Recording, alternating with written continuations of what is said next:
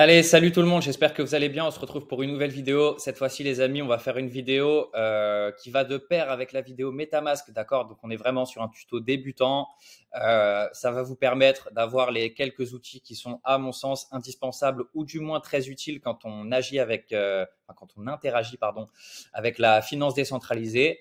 Donc, c'est parti, les amis, trêve de blabla. Il n'y a pas de conseils en investissement dans cette vidéo. Comme d'habitude, vous connaissez la musique vis-à-vis des disclaimers. On part tout de suite. Premier outil, Chainlist, les amis. Donc, Chainlist, alors, hop là. Chainlist, je vais me mettre en haut à gauche cette fois-ci. Voilà, hop. Chainlist, ça vous permet d'ajouter des réseaux à votre portefeuille, d'accord? Comme vous le savez, il y a différentes routes. Comme vous le savez, il y a différentes blockchains. Comme vous le savez, il y a des layers 1, il y a des layers 2. Et tout ça, faut l'ajouter à son portefeuille MetaMask, puisque de base, il n'y a que l'écosystème Ethereum de préinstaller dans MetaMask, il me semble. D'accord. Ensuite, vous allez avoir besoin de Chainlist, tout simplement, pour ajouter voilà, la Binance Smart Chain, Arbitrum qui est un layer 2 Ethereum, Avalanche Chain. Et vous voyez à chaque fois sur Currency, c'est le gas token dont vous allez avoir besoin pour pouvoir signer les transactions en passant par cette blockchain. D'accord? Donc vous avez tout, vous avez Base, Polygon, OP, Mantle. Enfin voilà, vous avez vraiment une flopée de blockchains. Donc moi, je vous conseille d'ajouter les principales, c'est celles qui sont les premières dans la liste. Et comme ça vous permet de ne pas ajouter de vieux réseaux. Regardez ce que vous pouvez faire quand, admettons, vous allez sur la petite flèche. Il vous donne un score et une privacy. Donc, essayez de cocher, voilà. Là, moi, par exemple, si je devais ajouter la BSC, je pense que je prendrais celui-là. Pourquoi? Puisqu'il est en vert. Et que c'est ça que je veux en fait. Je veux un bon score, une bonne privacy, et après il suffit simplement de faire add to MetaMask et de confirmer dans le portefeuille. C'est une transaction gratuite, c'est juste une transaction d'ajout de réseau dans le portefeuille. Donc ça, pour ça, il n'y a pas besoin de payer, tout simplement. Ensuite, deuxième outil, DeFi Lama. Donc DeFi Lama, très très intéressant. Je vais placer ma caméra ailleurs. Hop là. DeFi Lama, après que vous ayez ajouté toutes ces fameuses blockchains dans votre portefeuille, vous pouvez aller sur DeFi Lama et regarder les protocoles qui sont disponibles sur cette blockchain. Là, typiquement, ce qu'on a sous les yeux, c'est le protocole ranking de Ethereum, d'accord? Non, c'est tout réuni, mais on va se mettre sur Ethereum puisque, hop, voilà. Donc là, vous voyez, en fonction de la blockchain que vous allez choisir, vous allez voir différents protocoles qui sont rangés par ordre de TVL. La TVL, c'est quoi? C'est la Total Value Locked. Donc, c'est tous les fonds qui sont déposés sur cette plateforme pour justement gérer la sécurité, la liquidité, etc. Et du coup, vous avez tous les protocoles. Vous pouvez voir par exemple EigenLayer qui n'est disponible que sur la blockchain Ethereum, mais on a aussi des protocoles qui sont disponibles sur plusieurs blockchains. Typiquement AAVE juste en dessous. Vous voyez là, il est disponible sur 12 blockchains. Ethereum, Arbi, Polygon, Avax, OP, Gnosis, Base, Metis, BSC, Scroll, Phantom et Harmony. Voilà. Donc, il y a des protocoles que vous allez retrouver dans plusieurs blockchains et il y a aussi des protocoles qui sont exclusifs à la blockchain en question. Typiquement Blast, je sais qu'il y a pas mal de protocoles qui sont exclusifs à Blast. Vous voyez, le DEX principal de Blast, il est dispo que sur Blast. Pareil. Il y a Renzo qui est un protocole de liquid restaking que moi personnellement j'ai utilisé sur la blockchain Ethereum, mais il est aussi disponible sur Blast. Enfin voilà, je pense que vous avez compris. Vous avez ici, en passant par le petit onglet Chains, la possibilité de chercher la blockchain directement comme ça. Donc, admettons une blockchain qu'on n'a pas sous les yeux, Mantle. Voilà. Et là, du coup, pareil, je peux voir les différents protocoles qu'il y a de disponibles sur la blockchain Mantle. Mantle, c'est le layer 2 qui a été créé par Bybit. Voilà, pour ceux qui ne savaient pas. Il y a aussi Base, il y a les exchanges se mettent de plus en plus à créer leur layer 2. Binance avait déjà leur layer 1 qui est la BSC. Et il me semble qu'ils sont en train aussi de travailler sur un layer 2 qui est basé sur la stack de Optimism qui s'appelle OPBNB. Troisième outil, Debunk. Donc Debunk, c'est très très très bien puisqu'il vous suffit simplement de rentrer votre adresse. Donc moi, je n'ai pas mis la mienne, les amis. Ceci n'est pas mon portefeuille. Je n'ai pas de Bored Ape, ou du moins pas encore. Mais voilà, quoi qu'il en soit, Debunk, c'est vraiment très très intéressant puisqu'il vous suffit de rentrer l'adresse de quelqu'un ou la vôtre pour avoir une overview assez claire et nette sur le portefeuille. Vous pouvez voir la répartition de vos fonds à travers les fameuses blockchains, d'accord? Et aussi les holdings de la personne ou vos holdings, ainsi que les protocoles dans lesquels vous avez de l'argent de staker, d'accord? Donc ça, c'est très très très intéressant. Surtout pour les farmers de airdrop, puisque des fois on va bloquer de la liquidité à gauche, à droite sur 1, 2, 8, 10, 25 réseaux différents, et au bout d'un moment c'est difficile de s'y retrouver. Il y a forcément un moment où on va pas le mettre en favori, etc. Et grâce à Dbank, vous avez tout au même endroit, et ça c'est vraiment super à ce niveau-là. Donc Dbank, outil très très très utile les amis, franchement, c'est vraiment super à ce niveau-là. Ensuite, les deux prochains outils, ça va concerner les fees, d'accord? Donc vous avez ultrasound.money qui va vous permettre de voir le prix du GUE. Le GUE, c'est quoi? C'est le prix d'une transaction sur Ethereum, tout simplement. Plus le GUE est élevé, plus les transactions vont coûter cher, d'accord? Et par effet mécanique inverse, si le GUE est bas, les transactions seront un petit peu moins chères. D'accord.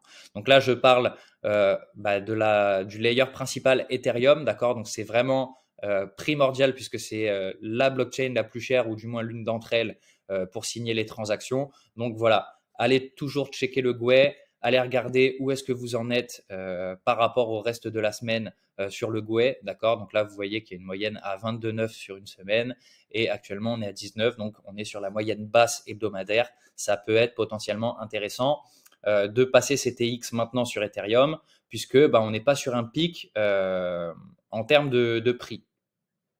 À savoir que habituellement, c'est souvent le dimanche matin que vous allez avoir le GUE le moins cher, puisque congestion de réseau moins importante que le reste de la semaine, tout simplement. Vous avez aussi tout un tas d'outils, voir à quel point l'Ethereum est déflationniste ou pas. Enfin voilà, très très bon outil, très très clean. Et voilà. Ensuite, on a L2 Fees.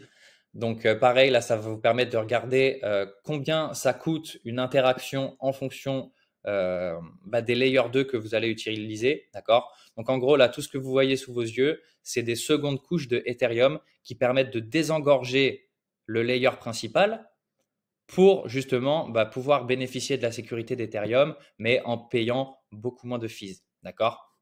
Donc là, vous voyez, typiquement sur Arbitrum, on est en dessous de 1 centime. Pareil pour un swap de token. Il y a des layers 2 qui sont un petit peu plus chers, typiquement, comment ça s'appelle? Loopring. Métis aussi un petit peu plus cher, même s'ils nous disent que data availability not provided by Ethereum. Ok, intéressant. Enfin voilà, globalement, ça vous donne un ordre d'idée de combien vous allez payer pour une interaction X ou Y. Et voilà, donc ça c'est vraiment très très intéressant. Globalement, les L2 depuis la mise à jour qu'il y a eu sur Ethereum il y a quelques semaines, c'est vraiment beaucoup beaucoup moins cher. On était arrivé à payer des transactions de plusieurs dollars sur Arbitrum. Là, regardez, on est descendu en dessous d'un centime. Donc ça régale à ce niveau-là. Ensuite, outil suivant, DEX Screener. Donc DEX Screener, ça va vous permettre d'analyser les tokens qu'il y a sur différentes blockchains. Vous voyez que vous avez toutes les blockchains là sur le côté. Et typiquement, moi, je m'en sers pour aller trader les shitcoins, les mepcoins sur Solana. D'accord? Donc, je ne vous révélerai pas mon filtre spécial pour trouver les nouveaux memcoins en fonction des critères que je sélectionne. Mais franchement, il y a moyen de faire des choses très très sympathiques puisque vous avez tout un tas de métriques comme le prix, le nombre de transactions, le volume, etc. Et ça peut vous permettre de filtrer et ainsi trouver des shitcoins qui potentiellement peuvent rapporter de très très bons multiples, tout simplement. Donc je vous laisse faire vos recherches par rapport à ça, allez tester. Mais en fait, ce qui est bien avec Dex Screener, typiquement, admettons que j'ai envie de trader du America. Voilà, je vais me mettre en 15 minutes. Voilà, donc vous avez un graph trading view où vous pouvez faire votre analyse technique, etc., voir l'évolution du prix en live. Ça aussi centralise le site web, le Twitter, le Telegram, donc pour voir si la communauté elle est active ou pas, voir si le website il est disponible ou pas. Enfin bref, vous avez tout un tas de métriques qui sont disponibles et vous pouvez directement trader soit par Radium, soit par Jupiter le token directement sur la page d'Exscreener. Donc ça, c'est vraiment super à ce niveau-là. Très, très bon outil. On a aussi pour la blockchain Solana Bird Eye. Je vais vous le montrer d'une pierre deux coups. Hop, Bird Eye, c'est très, très, très qualitatif aussi, les amis. Et c'est le même principe, hein, ça va vous permettre de voir l'évolution du jeton sur un graphique TradingView et d'avoir tous les trending tokens, etc. Il y a aussi des portefeuilles de traders que vous pouvez suivre sur différentes blockchains, etc. Enfin bref, c'est vraiment DexScreener, Bird Eye, deux outils qui sont très, très, très, très quali et qui vous donnent la vision sur plusieurs écosystèmes. La caméra a disparu, c'est très, très dommage. Et dernier outil, les amis, CoinGecko. Donc là, ça va vous permettre de voir le top des crypto-monnaies par capitalisation boursière, ainsi que la performance sur 7 jours, 24 heures, 1 heure. Donc ça peut vous permettre de filtrer. Là, par exemple, voilà, sur le top 100, le top gainer de la journée, c'est le BTT. Et le moins performant, ça va être le TAO, qui a pris un moins 16,8 sur les 24 dernières heures. Donc ça peut vous permettre aussi de regarder certaines narratives, puisque là, vous avez les cryptos qui sont rangés par catégorie. Donc par exemple, vous êtes intéressé par le DePIN, je vous dis une bêtise, voilà, hop, vous avez la narrative DePIN qui est juste ici, et il vous suffit d'aller regarder tous les jetons DePIN, regarder les performances sur 7 jours, sur 24 heures, etc. Donc ça, c'est vraiment un outil qui est très, très, très quali, les amis. Vous avez aussi CoinMarketCap. Moi, personnellement, je préfère CoinGecko. Je ne sais pas pourquoi sur mon ordinateur, CoinMarketCap, ça bug un petit peu quand j'ouvre plusieurs pages. Et ce qui est intéressant, c'est surtout quand vous analysez une narrative, par exemple, voilà, un layer 1, ce qui est intéressant,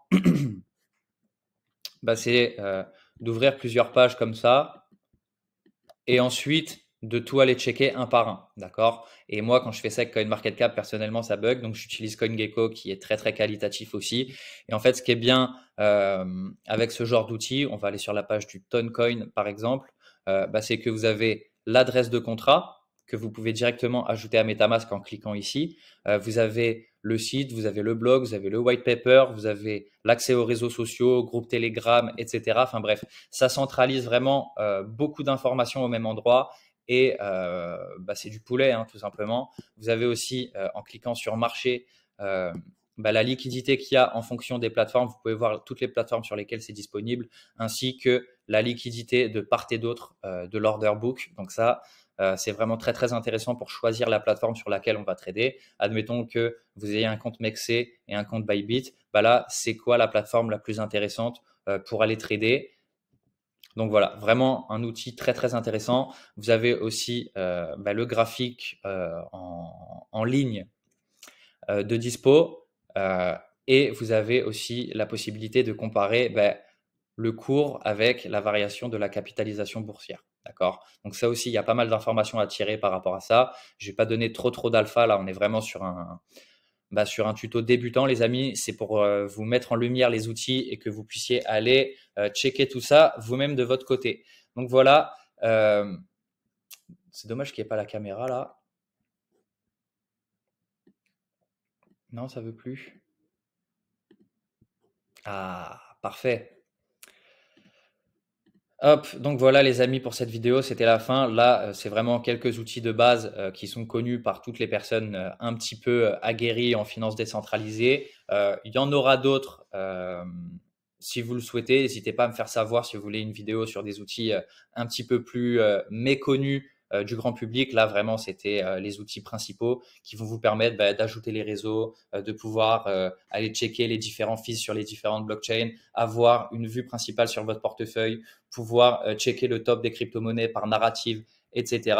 et commencer à faire le boulot correctement. Donc voilà les amis, si vous avez des questions, n'hésitez pas allez lâcher en commentaire, pouce bleu, commentaire, partagez la vidéo à ceux qui en ont besoin et je vous souhaite une excellente journée.